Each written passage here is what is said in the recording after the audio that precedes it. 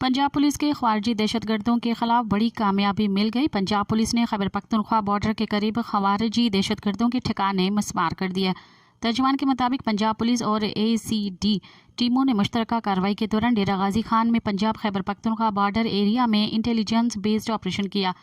दहशतगर्दों के बारे में मिलने वाली खुफिया इतला पर बस्ती जादेवाली में मुश्तरका ऑपरेशन किया गया। ऑपरेशन के दौरान ख्वारिजी दहशतगर्दों भारी असलहे से पुलिस पर हमला आवर हुए। DPO डेरा गाजी खान सैयद अली की क़यादत में पुलिस टीमों ने भरपूर जवाबी कार्रवाई की। ख्वारिजी दहशतगर्द पुष्पा होकर झाड़ियों की ओट लेते हुए पहाड़ों में भाग खड़े हुए।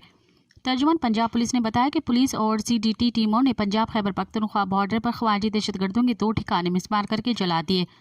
दहशतगर्दों के खिलाफ ऑपरेशन के दौरान तमाम पुलिस एहलकार महफूज रहे। पुलिस से CDO कानून नाफिज करने वाले इदारों के सरहदी इलाके में सर्च ऑपरेशन जारी है। सब्सक्राइब कयो अवामी न्यूज़ HD के ताज़ा तरीन ख़बरुन ला ॾिसंदा रहो अवामी न्यूज़ HD।